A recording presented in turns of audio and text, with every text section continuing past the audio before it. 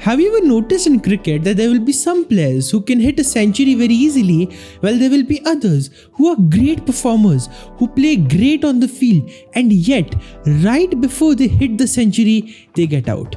A silly mistake happens, they miscalculate a shot, they get caught or they get clean bowled or they miscalculate a run and they get run out, but something will happen that they'll either get out on 85 or 90, 91, 95, but they will barely, if ever, hit that 100 mark. And as a sports fan, seeing that can get quite frustrating because you want your team and your favorite players to win. But what I want to help you understand today is that's not actually a problem of skill or a problem of game. Because think about it. How can a batsman or a player who's playing super well till the 90 run mark suddenly start making mistakes? Without skill, can they even get to that level? Not at all. So it's not a question of skill. Rather, it's a question of the mindset and of the comfort that we have with success and achievement. Because if we don't have it, what we end up doing is through silly mistakes, through small errors, through something or the other, we end up sabotaging the very success we want and fall short of the mark. This doesn't just happen in sports, this happens in every area of your life, including your relationships, including your health, including your career, and especially your finances. Because if you are not comfortable with the success you are aiming for, the problem that's going to happen is you are going to struggle no matter how many efforts you put in. Today, let's end that struggle. Today, let's make you the player who can achieve massive success in a great way and at a massive level while never self-sabotaging again. Let's go. One of the most prominent cases of self-sabotage that I've encountered in my work is when I was recently coaching someone who was struggling with conceiving. They were trying a lot of different approaches, they were trying a lot of treatments as well, but somehow or the other, that dream of becoming a mother was not being fulfilled. When I went in deeper with them and I tried to understand what are the emotions she's going through and the challenges that she's facing, we uncovered a core pattern and a core belief. And that was that she was very afraid of uncertainty.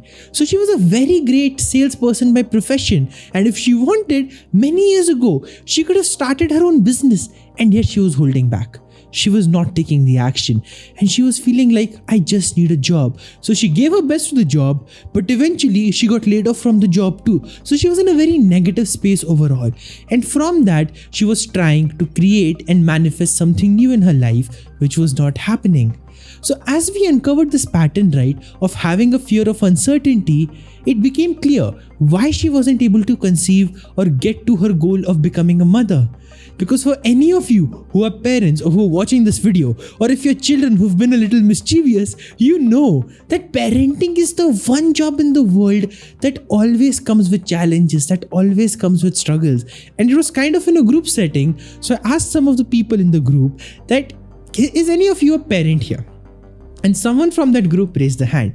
So when I brought her along on the spotlight with the both of us, I asked her that what's your experience been with parenting? And her daughter was 15 years old and she was telling us that not even a single day of parenting was ever certain. Every day was something new, every day a new challenge, but overall the experience makes you grow.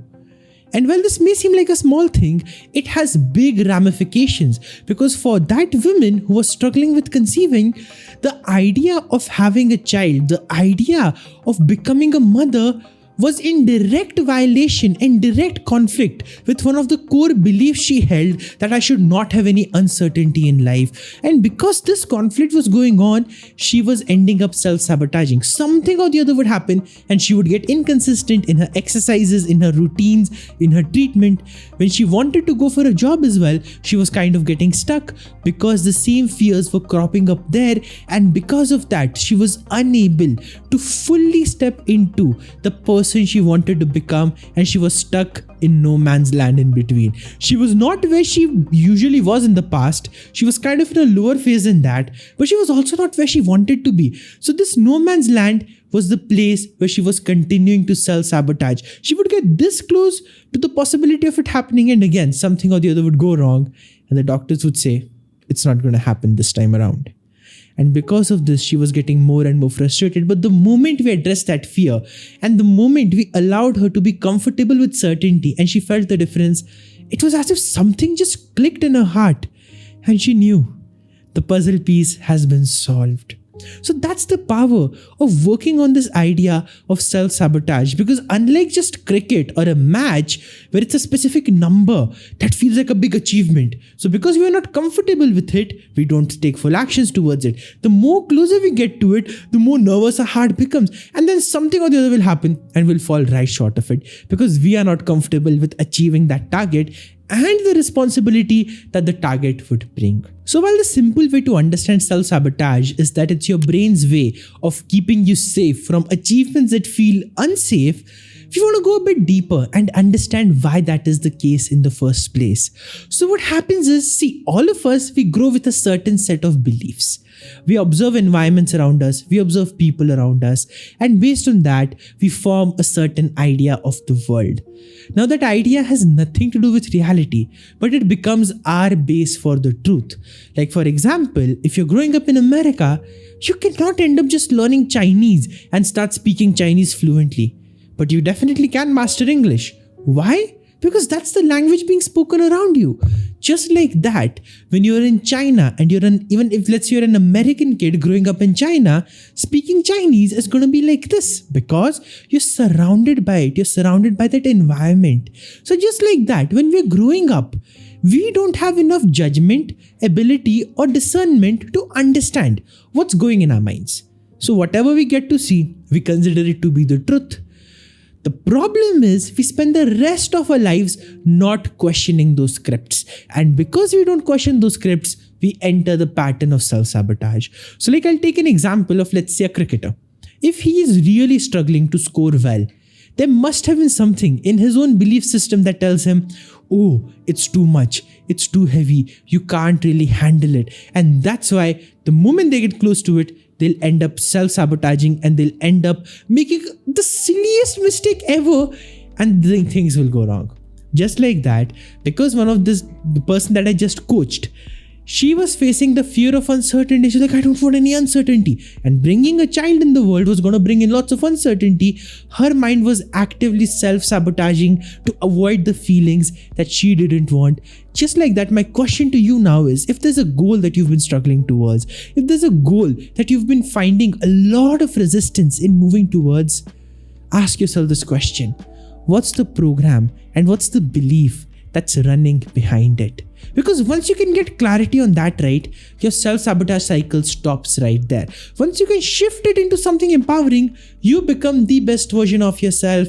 And just like she experienced her breakthrough and she was ready to become a mother, within just an hour of that conversation, she unlocked that massive success for herself. And now, when her energy is aligned, when in her mind she's not actively sabotaging because she's comfortable with the uncertainty, things are going to happen for her. The pathways are going to open up. So if you are also struggling, right, let this be your message. You don't have to continue making the silly mistakes. You don't have to continue engaging in the self-sabotage. You can break the cycle of getting this close to your goal and then falling off the wagon. The question is, can you sit with yourself and face the truth of what makes you quit right before you reach the top? Now that's the uncomfortable part. But the best part is if you can embrace that uncomfortable part and if you can really question that belief system that you've been holding, oh, you become limitless.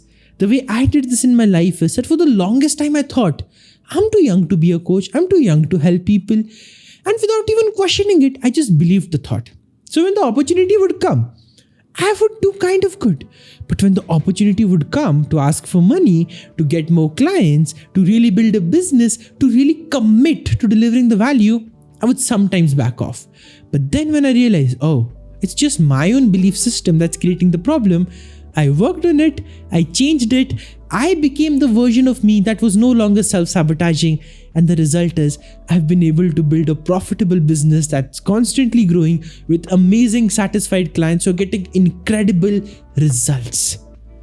And so my life, my coach's life, the life of cricketers, players, all high achievers has this one thing in common, that they do have that one level where they're sabotaging. and it's nothing to be ashamed of. It's just something that's showing us where your current level of comfort is. Question those limiting beliefs, build on top of that foundation, and see you're gonna unlock success very quickly and very magically. So tell me in the comments, as you've been listening to this, 1. What's the goal you've been struggling with? And 2nd, what do you think is holding you back? And 3rd, how can you break it?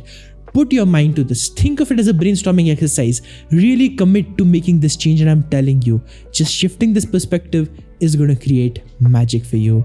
Thank you so much for being here. Thank you for watching this video, and make sure you share this with someone who you know just keeps sabotaging and they need to learn this lesson so they can finally start being successful too. I'd love for you to join this mission that we have here of empowering people to become their best versions. Thank you, and I'll see you once again in the next week on the next Saturday. Until then, keep growing and stop sabotaging, and let the magic unfold in your life.